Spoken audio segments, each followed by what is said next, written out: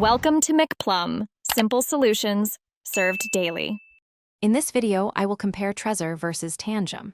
Trezor is a well-known hardware wallet featuring a screen and physical buttons for interaction. Tangem, on the other hand, offers a unique card-based approach, completely forgoing a screen. Both devices are designed to securely store your cryptocurrency private keys offline, providing robust protection against digital threats. We will explore how these distinct designs impact security and user experience. When it comes to security, Trezor devices incorporate a secure element chip and require a PIN for access, with some models featuring a touchscreen for transaction verification.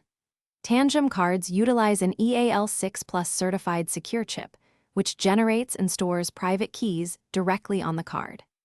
Trezor typically uses a seed phrase for recovery, while Tangem offers a multi-card backup system or an optional seed phrase, providing different methods for asset restoration.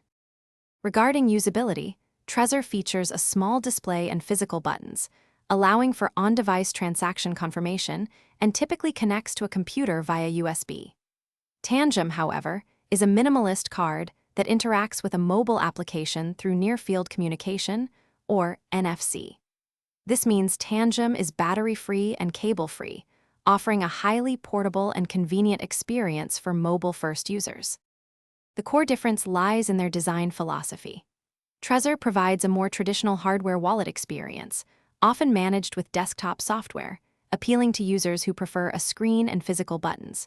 Tangem offers a sleek, card-based, mobile-first solution, ideal for those prioritizing simplicity and portability. Your choice depends on whether you prefer on-device verification and desktop management or a seamless, tap-to-sign mobile experience. Thanks for watching. Stay juicy and subscribe.